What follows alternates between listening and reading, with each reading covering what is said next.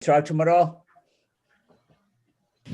I do. He comes back into the office, I guess, Tom. Yeah, I talked to him the other day. Yeah. Yeah. He said to me he didn't realize how busy he would be once he retired, and I warned him of that. Yeah, he needs to stay busy.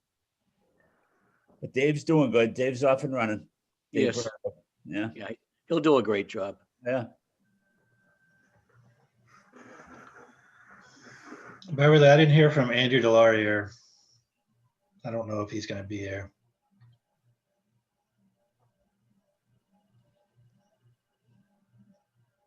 I can't hear you. Sorry. I would just start without him. I haven't heard anything from him, so I don't know whether he intended to come or not. Okay. Federal Highway's coming in here too. Hold on 1 second. All right.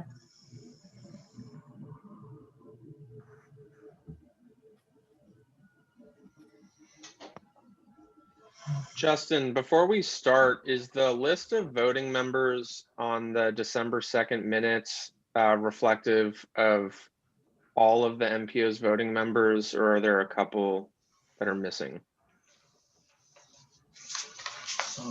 December minutes, there are some missing. Okay. Those are the people that were there. Moving forward, I'll recommend it at the appropriate time. Never mind. I was just going to say to include members absent on minutes moving forward. Okay. Thanks. Okay. Yeah, David, I think we can get going. All right. Welcome everybody to a meeting of the Northern Middlesex Metropolitan Planning Organization. I'm David Moeller, represent Secretary Tesler here. Justin, can you call the roll? Yes, sir. Roll call. Secretary and CEO of MassDOT, Jamie Tesler. This is David Moeller representing Jamie Tesler. What's this, his second day on the job?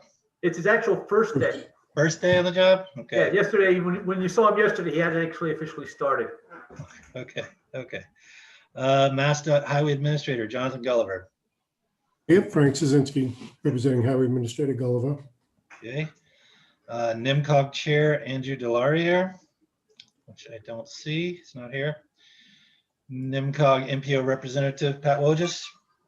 Here, Okay. City of Lowell MPO Representative, Dan Rourke. I don't see. LRTA Board Chair, Tom Bummel. Present. LRTA MPO Representative, Kevin O'Connor. Present. Okay, that's the roll. Thank you. First item on the agenda is approval of the minutes of December 2nd. Can I get a motion in a second to approve? So move. Names Mr. the record. Thank you. Motion has been made and seconded. Any comments, changes, questions, or suggestions? Just a suggestion moving forward to list any absent voting members just for the record. Okay. Thank you. Yep. Any other comments? Hearing none. Justin, can you call the roll, please? Yes, sir. Dave Moeller, Yes. Frank Szynski, Yes, Pat Wojcik, yes, Tom Bummel, Yes. Kevin O'Connor. Yes. Okay, that's the roll. Passes. Motion carries. What's next on the agenda? Status report. Excellent. Connie, is this you? It is me. Okay, so the 2021 projects, the Andover Tewksbury lighting repair at 93 and 495 is at 100% design.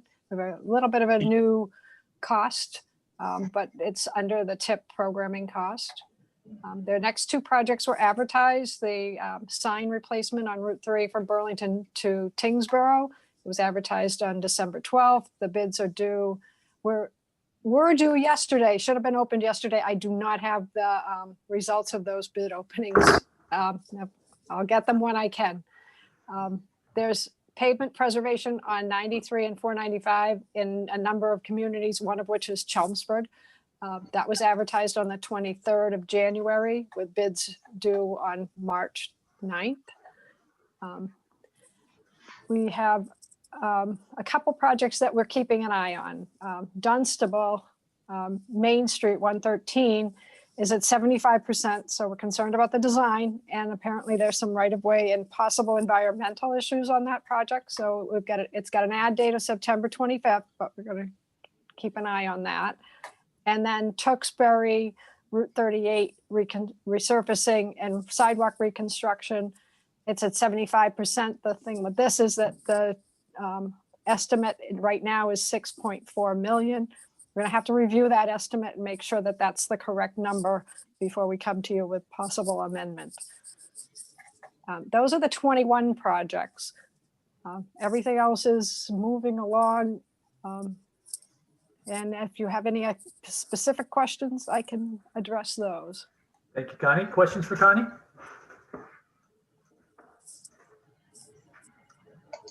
Seeing none, what's next on our agenda?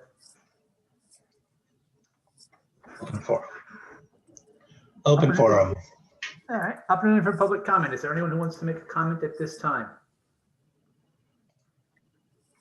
Seeing and hearing none. If you have a comment you want to make later in the meeting, just let us know and we will call on you. Next up is the updated highway safety targets. Is this you, Justin?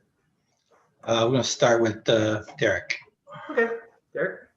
Yeah, I'm gonna tag team this with Justin. So these are the calendar year 21 proposed safety performance measure targets. This is an exercise we do that's federally required to set performance targets across a few different data characteristics. First of which is total fatalities. If you scroll down to the chart, there's a couple numbers listed here in each 5-year rolling average. The number on top is the total number of fatalities across the 5-year average for each year. And then the lower number, so if we look at 16 to 20, it says 0.57. That's the fatality rate per 100 million vehicle miles traveled. The data in these charts is based on data through 2018. Unfortunately, there's a slight lag in data available.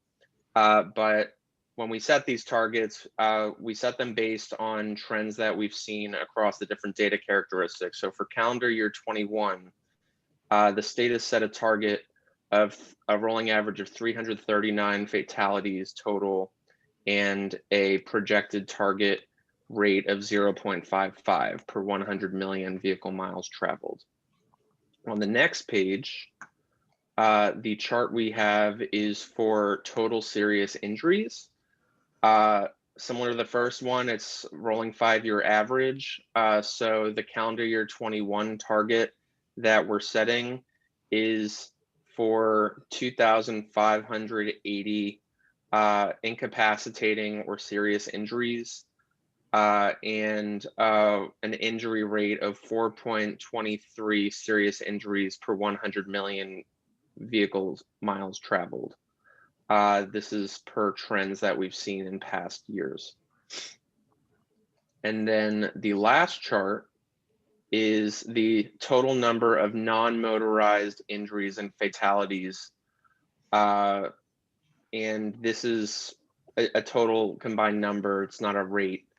So as you can see, we have seen a decline from 11-15 and 12-16's rolling average, and we're anticipating a continued decline in the total combined non-motorized injuries and fatalities of 506 for calendar year 21. That's the target that we've set statewide. Now, Justin's actually prepared the data as it's been forecast by the state for the not Merrimack Valley, excuse me, for the Northern Middlesex region. So I'm happy to answer any questions now or after Justin's shared the data for the Northern Middlesex region. All right, let's have Justin go and then we'll take questions on the entire presentation. Justin? Okay. So those were the state numbers, and we just wanted to take more of a regional perspective, looking at these performance measures and targets.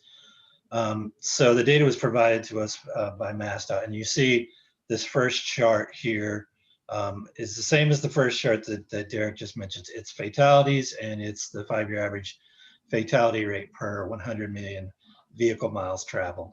So this is basically just what is happening in our region. So you'll see, we actually went back to the 2004 to 2008 5-year data. The latest data we have is the 2015 and 19, which there were 12.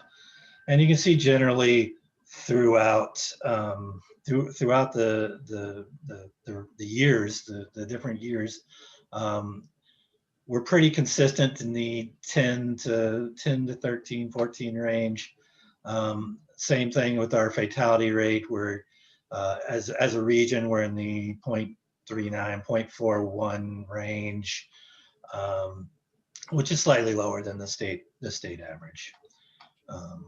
So we also have, we took a look at serious injuries, and one of the things you want to take from this is it's really a downward trend for the state and for the region. So I mean, you're looking back, way back in 04 to 08, you're up around 8. Now it's down in the 4.2 range. It's been in the 4 range since, you know, about 2010, 2011. But you know, it's going the right way. So, and it follows the same trend as in the region as it does in the state, and we're right with the state for fatality rates. And the third category, the non-motorist fatalities and serious injury 5-year average.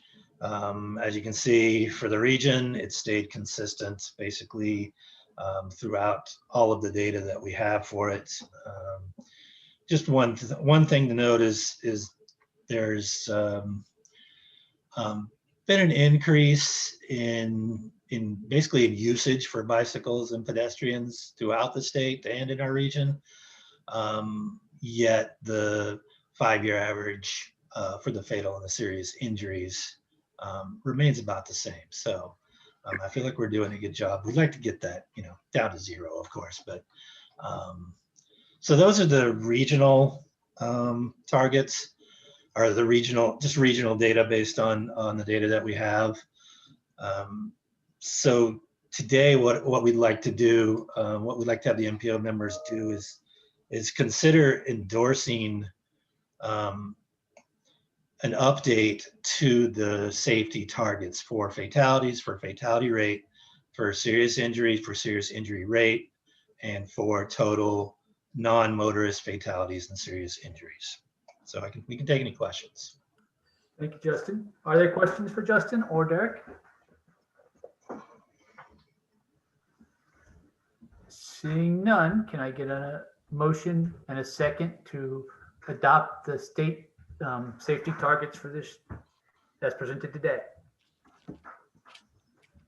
So moved. Is there a second? Second, Kevin O'Connor. Thank you, Kevin. Justin, please call the roll. Okay. Dave Moeller, Yes. Frank Szynski, Yes. Pat Wojcik, Yes. Tom Bommel, Yes. Kevin O'Connor. Yes. Okay. Thank you. Justin, what's next on our agenda? Next on the agenda, UPWP and TIP. TIP and UPW schedules. Is it you, Justin? Yes. Let's see. Hope we can see this. I'm just gonna start with the TIP development schedule. Okay. So January, we've begun ramping up our efforts in developing our next TIP, which includes funding of projects for federal fiscal year 2022 through 2026, going into effect October 1 of this year. So what we do at this meeting is basically a kickoff.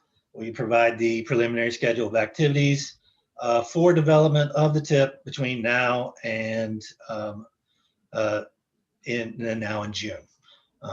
So that is what we are doing today. I just want to make a mention that yesterday we had a joint meeting of MARPA, Association of Regional Planning Agencies, and MassDOT to get guidance on TIP development. And we received that yesterday. We received financial information. I'm going to talk about it more at our next meeting and go into it in more detail because I really haven't digested it yet. I mean, it just came into me yesterday afternoon, so I didn't want to jump the gun with talking about that. And so that leads us into February. And what we do during February is we're going to review the guidance that we received, review the finances, and start working on projects for our TIP development. So what we'll do with our projects, we'll start evaluating them and scoring them, and take any of our projects that are programmed now and any of our potential projects to be put onto the next TIP. Just a note, on February 10th, Beverly and myself will meet with MassDOT, with the Highway Division, with the right-of-way, with all of the different divisions of MassDOT, and talk about all of our target projects that are programmed, and possible projects to program in 2026. And we call it TIP Day. You know, it's basically just we spend an hour with all the MassDOT folks and just talk about each of the projects and where they're going and whether or not they're going to be ready for their potential years. And we develop recommendations. And so at our February NPO meeting on the 24th, we'll talk about the finances, the targets, and the results of the TIP Day. So once we do that, leads into March. MassDOT will provide us a list of statewide projects in our region. These are outside of our targets, not part of our financial constraint in our target, but it comes out of the state pots.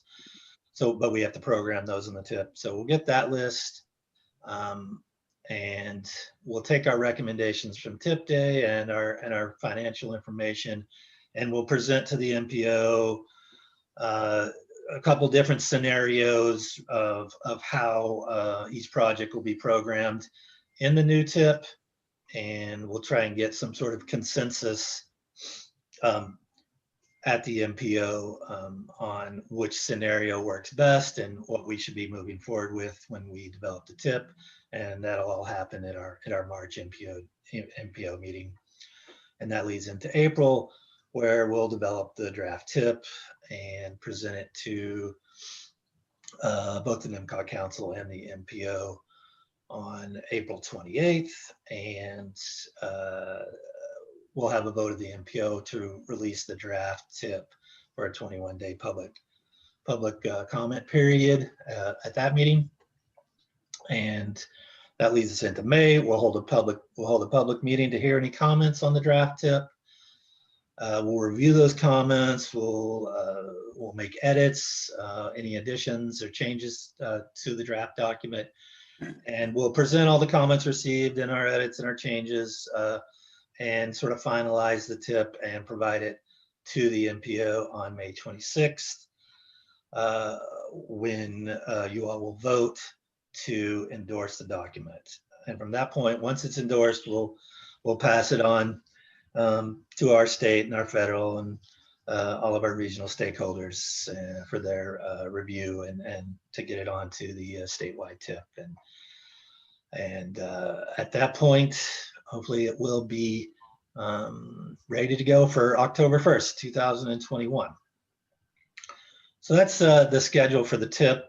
I can take any questions on that if you'd like. All right, thank you, Justin. Are there questions for Justin on the TIP schedule? Seeing none, Justin, it was all relatively easy to understand and well presented. So let's go to the UPWP schedule. Okay.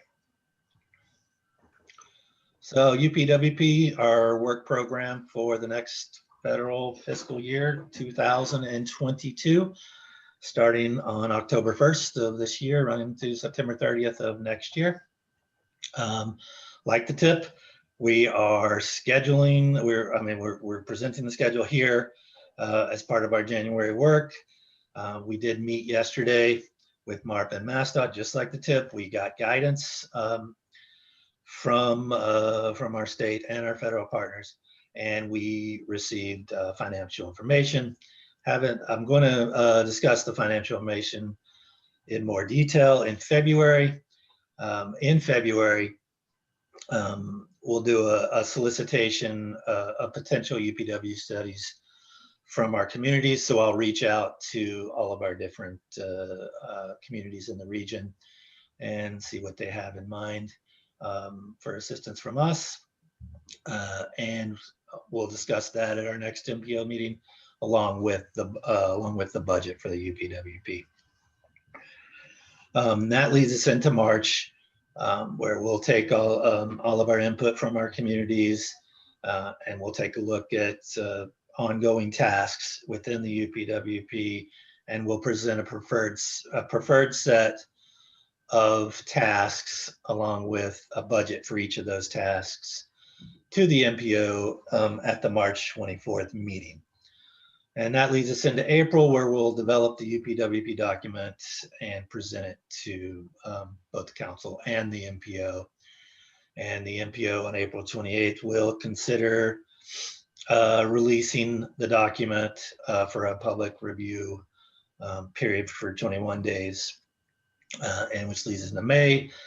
A public meeting will be held to hear comments on the draft UPWP. This is pretty much the same meeting as the TIP public meetings. We'll hold them, but we'll hold one meeting and for both of those. And any comments we received, we'll take those and make any edits or changes to the document and present that to the MPO on May 26th, where members will vote to endorse the document, and then we will pass it on to our partners.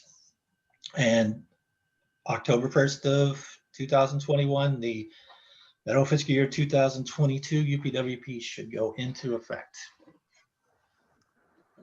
Justin, questions? Seeing none. Really good presentation on both those schedules. Thank you so much. Okay. What's next on the agenda? What is next here? I believe it's discussion of any other business, isn't it? Discussion of Understanding. I'm sorry, Justin. stop share here. Okay, I don't have anything to share with this item, but I just want to give a quick update on the NPO MOU. So last year, March of last year, just before pandemic set in, we had our certification review, and Federal Highway and FTA, and I believe Chris Temmel is here. I thought I saw him. They identified 2 corrective actions for the MPO, one being the Nashua UZA MOU that we developed this past fall and endorsed at our last MPO meeting on December 2nd. The other corrective action was an update to our memorandum of understanding between the agencies of the Northern Middlesex MPO, and that includes NMCOG, MassDOT, and the LRTA. And so this MOU outlines basically the makeup of the MPO, responsibilities of the MPO, how each agency works cooperatively with each other, how we vote on things, performance measures, development of our TIP, our UPWP, our long-range plan, discussion of the annual obligation report, and things of that nature. So our last update was in 2011, and the MOU states that in our agreement that we should update the document every 4 years. So we're overdue, and our federal partners pointed that out to us. And they identified March as a deadline to get this done.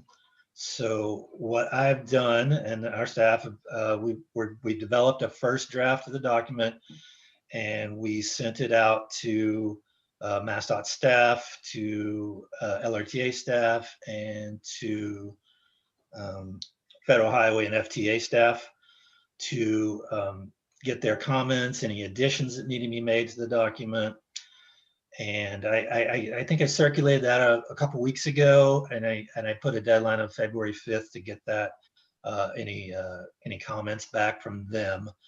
And once I get that feedback from them, we can sort of put together a draft that we can present to the MPO at our next meeting. And I'll send that out probably a week before the meeting, let people look at it, and I'll present it at that meeting, and then probably let our MPO members and anyone make any comments during the month between February and March. And hopefully we can finalize this document at our March MPO meeting. And so that's kind of where we are with that. More to come. And I can take any questions anybody has or any comments. Questions from anyone? Does Chris Temmel have anything to say about this? Chris, anything? Let's put you No, on but the glad to see the progress made on it. Thanks, Chris. Me too, Justin. Thank you so much for taking the lead. Again, Sure. really good work. Sure. I'll send you any comments by next week, Justin. Okay, sounds Yeah. good. Sounds good. And now I believe it's other business. Is there other business to come before the MPO Other at this business. time? Our next meeting, Justin, is the 24th when we'll kick off TIP development. Is that correct? That is correct. We'll talk finance and all of that stuff. Yep. All right, so that'll be on the 24th of February. Seeing no other business, can I get a motion in a second to adjourn? So moved, Kevin O'Connor. Second, Tom Bommel. Motion having been made and seconded without objection, we are adjourned. Thank you all very much. We'll see you next week. Thank you. Good job, guys. Take care. Talk to you tomorrow, Kevin. Be safe, yeah. Thank you.